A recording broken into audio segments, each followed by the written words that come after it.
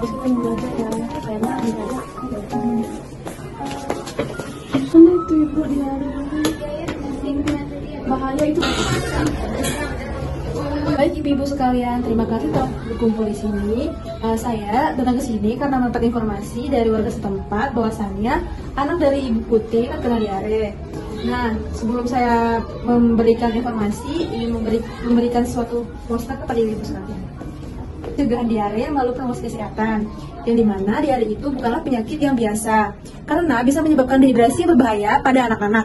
Iya nih Bu, anak saya Andi udah 2 hari terkena diare Bu. Awalnya saya itu kira karena makanannya tuh nggak cocok, tapi kok gejalanya makin parah ya Bu. Aduh Bu Putih, saya baru tahu loh kalau anak ibu si Andi terkena diare. Memang di musim sekarang ini lagi musim diare Ibu. Kira-kira ada nggak Bu caranya supaya diare ini tidak menular ke yang lain? Iya, betul sekali Bu Sari. Saya sebagai ibu RT di sini merasa khawatir dengan warga-warga saya. Apalagi sebagian warga-warga saya ada yang mengalami masalah yang sama. Apakah ada langkah-langkah yang bisa kami lakukan untuk melakukan pencegahan diare agar warga-warga saya bisa terhindar dari gejala diare? Nah, pertama-tama itu kita harus mengetahui apa penyebab dari diare. Diare biasanya itu disebabkan oleh air yang kurang bersih dan makanan yang tercemar. Dan yang terakhir itu biasanya dari lingkungan ibu-ibu. Nah, maka dari itu tenaga promosi kesehatan menekankan kepada warga-warga sekitar untuk berperilaku hidup bersih dan sehat.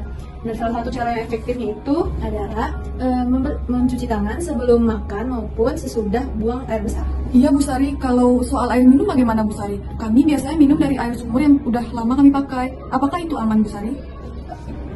Air sumur itu bisa aman Bu Mega, tapi pastikan air tersebut tidak terkontaminasi, apalagi air itu yang dimana dekatnya itu dengan septic tank ataupun sumber kotoran. Nah, lebih baiknya sebelum dikonsumsi air itu dimasak terlebih dahulu yang memungkinkan adanya bakteri atau kuman dalam air tersebut akan hilang. 3. Jadi air yang tidak dimasak itu bisa menjadi salah satu penyebab diare ya?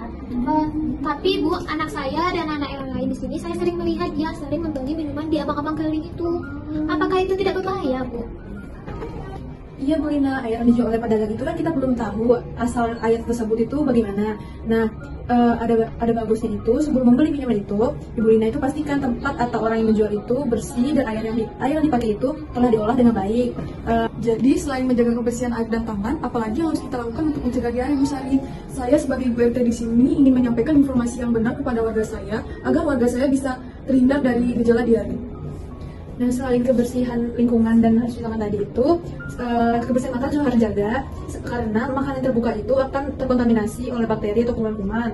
Nah, lebih baiknya makanan tersebut ditutup agar lebih baik kebersihannya. Selain menjaga kebersihan tangan dan air, kita juga harus memastikan makanan yang akan dikonsumsi itu tertutup karena makanan yang terbuka akan lebih cenderung terkena oleh bakteri dan kuman. Selain itu, pastikan juga ibu-ibu itu sudah membuang sampah pada tempatnya karena akan menyebabkan sumber penyakit jika kita tidak membuangnya dengan baik. Oh iya, saya baru ingat Bu. Kalau di rumah saya itu sering sekali membiarkan makanan terbuka begitu saja. Mungkin hal tersebut yang bisa menyebabkan Andi terkena diare ya Bu. Bisa jadi lalat bertelur atau ada debunya ya Bu.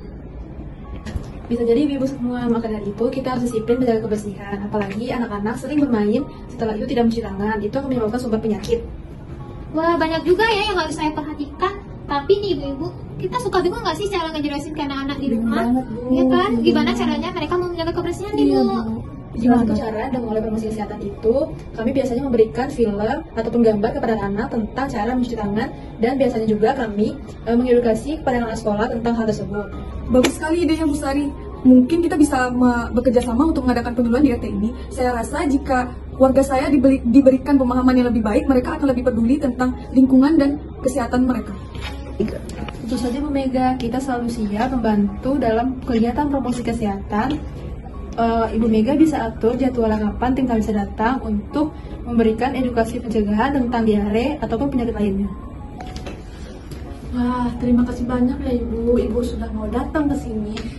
Setelah ini kami, terutama saya, akan lebih paham dan mengerti bagaimana cara untuk mencegah terjadinya diare, baik itu pada diri saya sendiri, keluarga saya, dan lingkungan sekitar saya. Betul, terima kasih ya Bu Sari. Saya akan lebih teliti tentang menjaga kebersihan di rumah.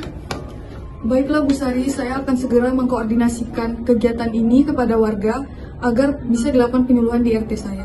Saya berharap dengan melakukan kegiatan ini, kasus diare di lingkungan kita bisa berkurang ya ibu-ibu? Iya Bu, terima kasih Ibu semua. Yang terpenting kita harus disiplin jaga kebersihan dan menjalankan pola hidup sehat. Diare dapat dicegah kalau kita disiplin dan peduli dan mengambil langkah yang tepat.